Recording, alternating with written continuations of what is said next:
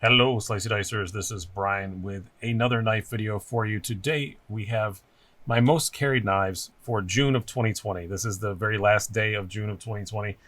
I've added everything up. This is the stuff I've carried the most. It is a top 5, as it says in the name, but I can count. I do know there's 8 knives here. That's because 2 are secondaries, and a couple of them were tie.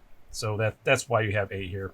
These are knives I carry for myself. A couple of them definitely were reviewed this month and did get carried for review purposes as well. But I also just carried them because I wanted to. And that's kind of how I do these things. A couple of classics come back, a couple of new ones. These are in no particular order other than the one I carried the most. So let's get to it. Let's start off with the secondary. So the Spyderco Little Native has definitely worked its way back in my pocket again. It's kind of funny. I usually carry less and lighter stuff when it's hot out. But then I bought cargo shorts. So like I said on Instagram, I posted a picture of all the tons of crap. I just don't even realize I have stuff in my pockets. I walk around in cargo shorts. I see one of my little EDC items sticking there and said, oh, I might need that. And I put it in my pocket because I have a pocket for it. Oh, I might need that. And then I wind up with a whole ton of stuff. So the way I put it was, oh, it's hot out, he says. He's going to carry lighter stuff, he says. Then he buys cargo shorts and everything goes to hell in a multi-pocketed handbasket. Yeah, I needed new shorts. It got hot. I didn't have any good shorts. I needed to buy new shorts last summer and didn't. And I bought a couple pairs of cargo shorts, one pair of 511s that are awesome, and another Amazon brand that's okay, but still they have a lot of pockets. So the Little Native has been in my pocket a whole ton, alongside a lot of stuff, alongside the Canis. You see that there. I'm going to talk about that in a moment. A lot of times when I carry Spyderco, I like to carry this alongside it as a secondary. I don't know. I like to have 2 little compression locks in my pocket. It's fun. This knife is just so much fun to fiddle with. And I will say, preemptively, you guys, I don't like sprint runs, and I don't buy sprint runs anymore, but I am going to get the sprint run of this because it's just for me. They're doing an S90 Carbon Fiber, and I've always said I just wanted a fancier Little Native, and I was actually going to get custom Little Native scales, but I think I'm just going to get the Spyderco Sprint. I like it that much. These are about 100, 125, I think. Someone correct me down below. They're in that price range. Really, really great secondary knife. Or I do carry it as a primary sometimes too, because it's not going to offend anybody. It's just a cute little thing. Not going to bother anybody. But still a very sturdy knife. The other one I probably carried even more is the Artisan Cutlery Biome. G10.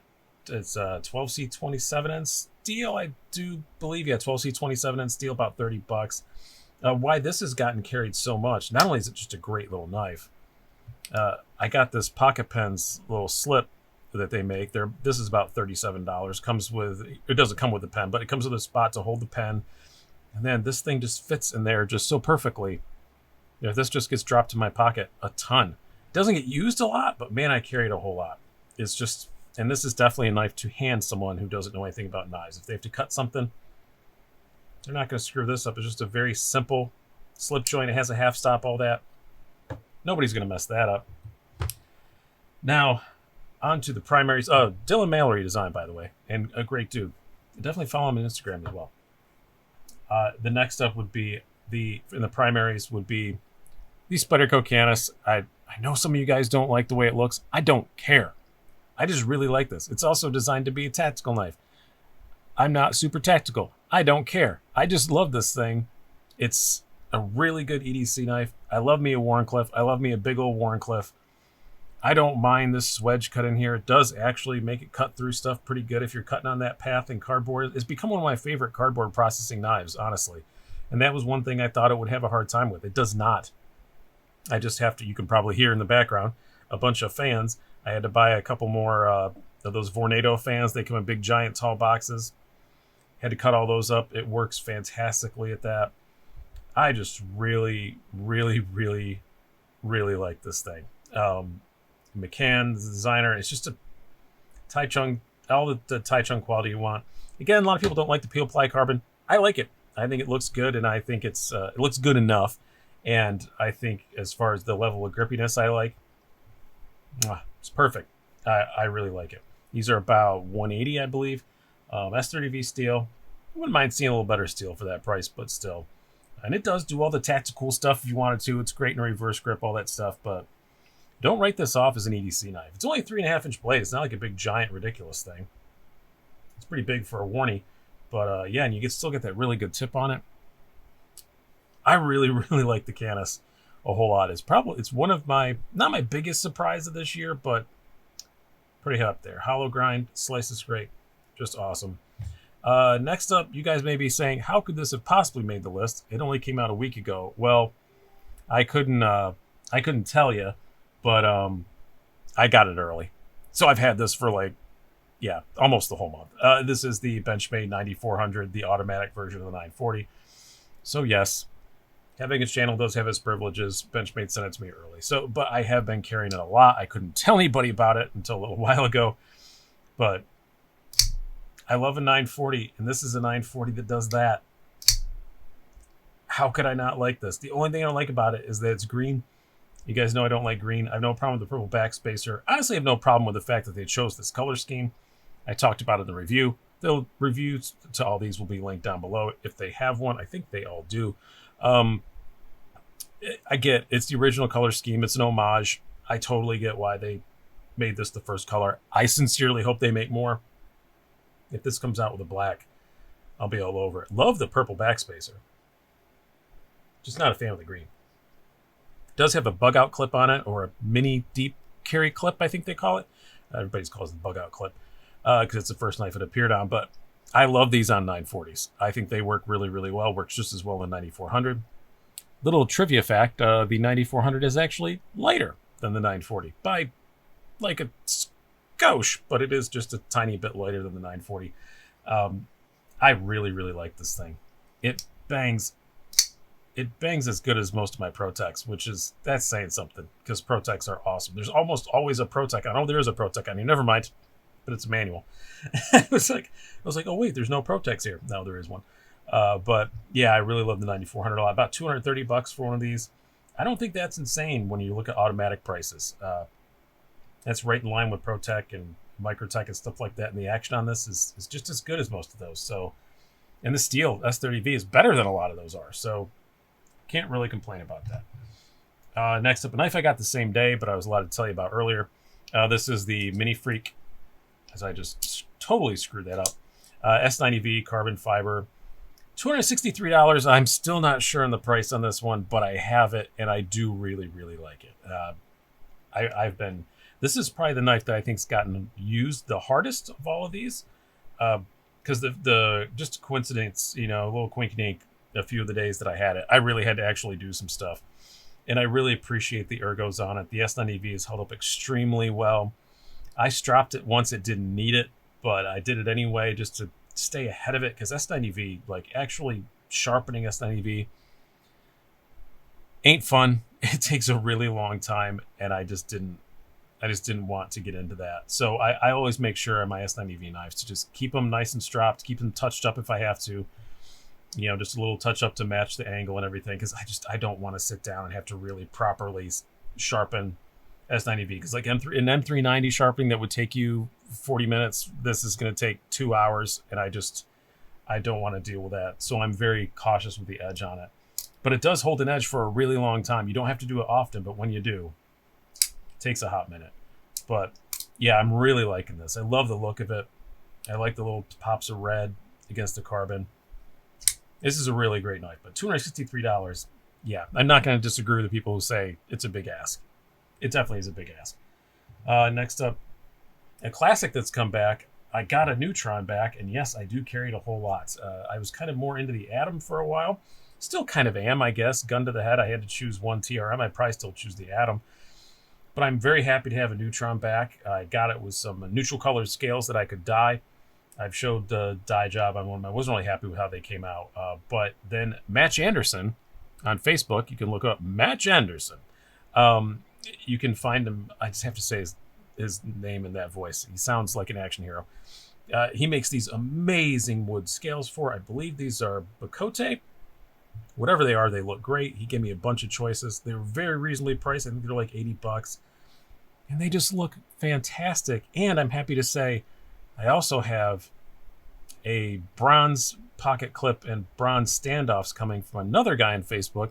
If you just heard a bing at the beginning of this video of a Facebook notification, that's actually him Jordan Kowalczyk sending me my tracking number for those. So what a coincidence that I'm talking about his knife, and like a few minutes before you hear the bing, because I forgot to mute my computer. But yeah, I have a really cool bronze pocket clip and bronze standoffs. It's going to look amazing. I've already seen someone else with Match Anderson scales and the bronze stuff from Jordan. Again, these are both just Facebook accounts. It's not like they're not big corporate whatever, so I can't really link to them for you. But the best way to find this kind of stuff is join the Tycoons group on Facebook. I will link to that. Join that group. You can find all these guys that are doing some amazing custom parts for TRMs. Totally supported by TRM. Doesn't violate anything. TRM is great with encouraging their users to do mods, and they kind of approve them. It's awesome. So yeah, I have these really cool Match Anderson scales. I have the bronze, but even without all that, it's a great knife. It's super slicey. All the things I always loved about the Neutron. Super lightweight. Definitely, they're hard to get. You know, they're well under 200. Where they 170, something like that. Yeah, it takes a hot minute to get one, but they're worth the wait. And again, another place in the Tycoons thing. You know, if you go to the Facebook page, it's another thing you can get there. They let people know about, you know, the upcoming releases and all that stuff. You can get one, absolutely. Might just take you a couple months. It doesn't take much more than that. It's not really that. You just got to wait till the next run comes up. Next up would be the Chris Reeve Sebenza 31. I have a lot of expensive knives, but on paper and in my head, I still like some of my Hinderers better than this. I like the Quiet Carry Waypoint better than this, but I just always wind up reaching for the Sebenza. As you can tell, because it's getting pretty snail trailed up, it does have a Casey Lynch deep carry clip on it, which is milled. This is not just a bent over clip. It is a milled clip. You don't see many deep carry milled clips very often. It's pretty expensive. It's $80. The knife was $450. So yes, it is very expensive, but it's a Sebenza. I don't worry about using it. Yeah, it's getting a little snail trailed up, but that's what they should look like. And it's not even that bad. You can see it when I bring it up close, but from this far away, you can't even see it. I mean, it just gives it some character. And you send it off to Chris Reeve, you pay him like $65-$70. They sharpen the blade. They redo the handles, everything. It comes back absolutely brand new.